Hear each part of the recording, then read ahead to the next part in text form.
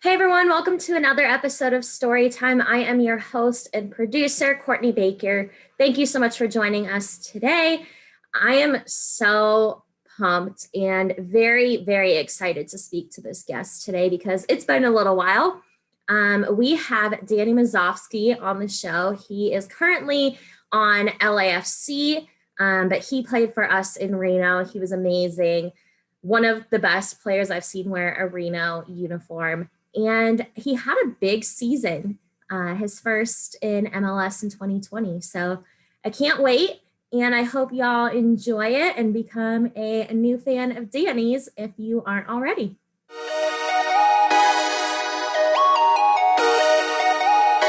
right, y'all, we are back with Danny Musovski, one of my favorite people to ever play in Reno. Danny, how are you?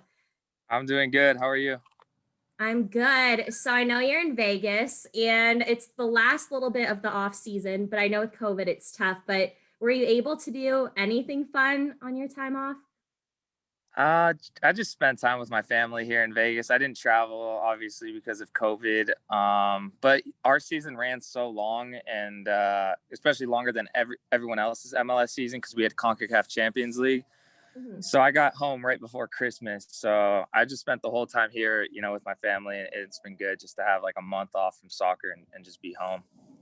So I know soccer normally has short off seasons compared to the other sports, but for you now, just ending right before Christmas, like, will it take extra training to get ready for 2021, or are you still just kind of in the rhythm to where you haven't had time to get out of shape really? Yeah, I don't feel like I've gotten out of shape much. I guess it depends on each person and what you put into it. A month and a half is definitely enough time for you to get out of shape if you're not training. But I feel like I've done a good job this whole time of just working out. I, I took about I took about 1 week off, just everything right after the season, and then personally for my own health, I don't like when I don't train. So it's also like I don't know, like a security issue for me too if I don't train. So I was just training the whole time, and so it's been good with that. Nice. So I want to hear one of the things about story time is I always love hearing the background on why people chose whatever their career path is. So for you growing up in Nevada, what made you fall in love with soccer and what made you want it to be your career? Um, so I was introduced to the sport from my father when I was about 4 years old. Um, and I always just liked it. I was always good at it. And I just loved it. I remember as a little kid, like I would always be like wanting to go to games and practices. And I kind of grew up my whole life just wanting to play soccer. I never really thought about doing anything else besides playing soccer my whole life. Um, I remember like in elementary school, there was like or no, maybe it was middle school, and they wanted us to write like 3 careers that we'd want to do in our life. And I remember I wrote professional soccer player for all 3 of them. And my teacher's like, you can't do that. And I was just like, that's what I want to do. So yeah, so I've always been set, I think since I was a little kid to have that dream of playing professional soccer. And now it's pretty cool that, I'm doing it. Yeah, and you chose to stay home for college. You went to UNLV. So for you, how special was it to stay home? Was it kind of always your go-to? Like you knew you were going to go there, or did it just happen to fall into place right before? Um, Now, I remember I did visit a couple other schools. I was being recruited by some other schools like UW and Northwestern were like 2 other ones that I was considering. Um, but ultimately, it just made sense for me to stay home in Las Vegas. I felt like the path to go professional was possible if I stayed at UNLV. Mhm. Um, and I knew the coaches really well. And yeah, I'm glad I made that decision. I think it was really good for me to be home, with my family, and they were all going to all my college games, and yeah, so that was how I ended up ultimately choosing UNLV. Awesome. And then out of college, you got drafted by the San Jose Earthquakes, and they've been known to draft some other UNLV players with Kevin Partita. Yeah. For you to hear your name and get drafted, how special of a moment was that? Did you have a party, or what did your draft day look like? Yeah, so I was at the draft in Philadelphia. I was the 30th pick in that draft, so I actually had to wait a while until I was picked. It was an anxious, like nerve-wracking moment, just like waiting to hear your name called, and then finally, when it was called, like whatever it was, 2 or 3 hours into the draft, it was a relieving feeling, and kind of like not like I made it really, because really when you get drafted, you're just invited to preseason, so I knew I had to go in and prove myself, but it was a relieving feeling because I had the opportunity. That's all I really ever wanted, out of this game, was the opportunity to showcase what I could do. So yeah, that was a crazy day. I was happy. I went out and celebrated with my family. And then the third and the fourth rounds of the draft happened 2 days after when I was drafted. Yeah, so they weren't like on the same day. So I found out 2 days later that Kevin was drafted to San Jose, and then like we just sent texts to each other, and then we ended up meeting up in San Jose for preseason. But that was good to go into a preseason with a familiar face like Kev, because he was one of the guys I was really close to, at UNLV. So it was good. Yeah, and then you guys obviously followed similar paths. You both ended up in Reno. So as I'm sure you've heard, Reno 1868 FC is not a club anymore. It folded at the end of 2020. But I just want to hear from you, because you were one of the best players, in my opinion, to ever wear an 1868 kit. I mean, you scored an insane amount of goals. It was so fun watching you. So do you have a favorite memory from Reno? That's hard. I would say my rookie year. So this was 2018. I scored a game-winning goal in Portland, and it was like in the 90th minute, and we won the game. And it was our first win of the season that year, and it kind of set us on. I think we went 18 games unbeaten after we won that game, after we had lost like 4 or 5 games. So that was like set us on good momentum, and I scored in the 90th minute that game. And then Kevin, that was also Kevin's first game playing with the team, and there's like a cool picture of me and him celebrating in the corner. I don't know. That's like definitely one of my favorite memories when I was playing for Reno. I love that. And what a lot of people may not know, if they only know you on the field, is you're actually one of the nicest guys. You have the biggest heart. I know the last appearance we did, I think it was end of 2019, we did a Renown hospital visit with all the kids and everything like that. So just kind of tell me, I know 2020, it was difficult with COVID. You couldn't really do a lot of community things, but how important was it for you to be out in the community, giving back? Because I mean, these kids, as you know, they looked at you like you were a rock star visiting them. Yeah. And I loved it. It was like as cool as it was for them seeing me, it was probably just as cool as me seeing them, because just seeing these kids, they have so much dreams and they're fighting, they're dealing with all sorts of issues and they're fighting it. And that inspires me, seeing them do that. I might inspire them, but honestly, it's a circle, man. It inspires me seeing them. And I love to do those events. As you know, I did a couple. I remember I did the Ronald McDonald charity when I was there the last year. I'm not sure if you were there for that one. But yeah, that was the year before. Yeah, I like doing those events. And this year, because of COVID, we in LA, we didn't really get too many opportunities to do those types of appearances. But yeah, I love those, and those are definitely some special memories for me. Yeah, it was easily one of my favorite of the year as well. So for 2020, you made big headlines when you went to LAFC, especially towards like the end of the season. I feel like my entire Twitter timeline was about you a lot of the time. So how exciting was it for you to get signed by LAFC? And what was life like? Obviously, it was different in a COVID world, but just LA living, how fun is that? Yeah, it's really fun. There's not much to complain about living in LA. I really do like it there. It's great weather. I lived in downtown, and yeah, obviously things were a little affected with COVID, but I actually still enjoyed it a lot. It was good. And yeah, signing for LAFC was a great feeling, coming from Reno. Cause I mean, that's what you're trying to do. Everyone in the USL, you're trying to get, that promotion into MLS. Every player is, and we're all fighting, working hard every day to make it happen. And it's special because not everyone gets to do that. So when you get that opportunity, you just try to take it and enjoy it and just be in the moment when you're doing it, I guess. And I had to write this down because my memory when it comes to like stats and everything is horrible. But you scored 5 goals in 15 appearances, and you were also MLS Player of the Week in week 17. So In your first year, already making an impact. Like I said, all over social media, people just hyping you up. So how fun was that? And was it some pressure off your chest to get that first goal and be like, okay, I know I fit in, I've made it, like I can actually do this?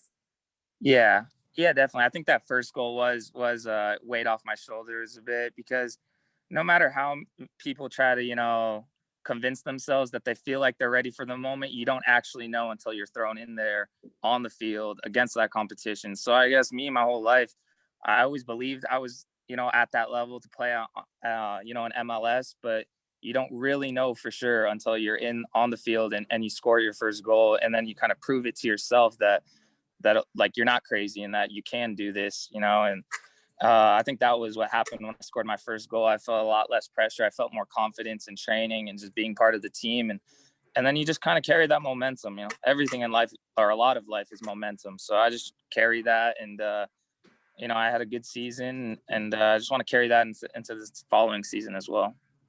So, what are the goals for 2021? Obviously, everybody wants to make it to the championship at the end, but for you personally, or as the team, I mean, what are you most excited for going into this new season? Yeah, my focus is always on the team success, and I always believe through that, I'll have individual success. I don't really like to put personal goals in terms of how many goals I want to score, because I don't want to limit myself in any capacity. Like, oh, I want to get set this amount of goals. I go out there and I just give it my all, and I live with it at the end of the day. As long as I know I worked hard and I put it all on the field, I'll be happy with the results. So obviously, I want a good year. I want it better than last year. And I'm going to work really hard for that. And, we'll see where the chips fall after that. Well, I'm really excited to continue to watch you and support you. And I think big things are in store for you this year. And I have a question that I've asked some of the other guys. I did an episode with Foster Langsdorff, Kevin, and Yeah, Sam. I watched a little bit of that episode. Did you? I didn't watch all of it, but I watched the beginning of it. Yeah, with You Kevin definitely get their personalities in it, that's for sure. Foster yeah. cracks me up. But I did ask them, so obviously they were a success story like you for Reno going MLS. I asked them what Ian meant to them, so I'm going to ask you the same question. Ian Russell is one of the best. I don't even know if he's announced anywhere for 2021 yet, but I think he definitely deserves a shot back at MLS because he sent so many players to that next level. So for you, what did Ian mean to you and your career? Yeah, I would think that's fair. Ian, I think, is one of the best coaches in the USL, and I think he deserves to be in the MLS, as a coach, because he definitely has the soccer IQ and the knowledge and the tactics for it. And personally, he did mean a lot to me, because he got me used to playing through pressure, because Ian would yell at me a lot in training. And I remember he told us one training, this was maybe a year later after I was getting really upset with him yelling at me all the time. And he said, guys, if I don't yell at you, that's a problem. If I do yell at you, that means I see potential in you.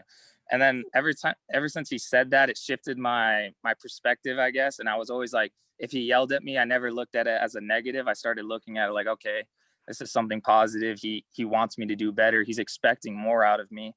And so, yeah, he got me. So now if a coach yells at me, I kind of take it as a good thing, as a learning experience. So I guess he taught me that I didn't, no other coach really before that had ever taught me that lesson. So yeah, he meant a lot to me. He helped me grow as a player, as a person. And yeah, I want to see where he ends up too for next year, because he's a great coach, and I'll definitely look forward to see how he does in his career. Yeah, he's great. And I think I might have told the guys on their episode, but I did ref security for 2020 just because COVID, like all the restrictions. So I was right behind Ian. And the things that I heard come out of his mouth during a match, even when the team is up, like he kicked a hole in one of my field boards when the team was up like 3-1. That sounds like Ian. I'm like thinking in my head, I'm like, what can you be so mad about? Like a 3-1 lead that you feel the need to aggressively kick a hole. Yeah. I think that's what makes Ian so good, because he's such a competitor. Like, it's so true, because I think anyone who's rationally looking at it, we're up 3-0. Why is he so upset? But that's what makes him good, because he doesn't take the pedal off the gas. He's wants to win. If we're up 3-0, he wants us to go up 4-0, 5-0. He's just a very intense coach, and he brings that out of us as too. Because he's so intense, it makes us the players want to rise up to that intensity as well. So it's good, and yeah, that's what makes him a really good coach. Honestly, how much he demands.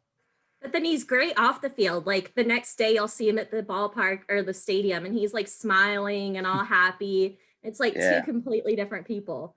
Yeah, honestly, I'd agree with that. Yeah, like two personalities. It's Ian like in practice and in the games, and then there's him off the field where he's more mellow and chill. But yeah, he's I think that's what every good coach has, that intensity though, on the field for sure. For sure. All right, so I can't remember where I saw this. I saw somewhere that you love in your free time watching the TV show Friends. Is that true? How old was that? That had to have been old. I think it was in like your LAFC bio, I'm pretty sure. Oh, wow. Maybe. I don't know. I do love Friends. I wouldn't say it's my favorite show, but it's up there. It's a top 5 show. What do you think about it?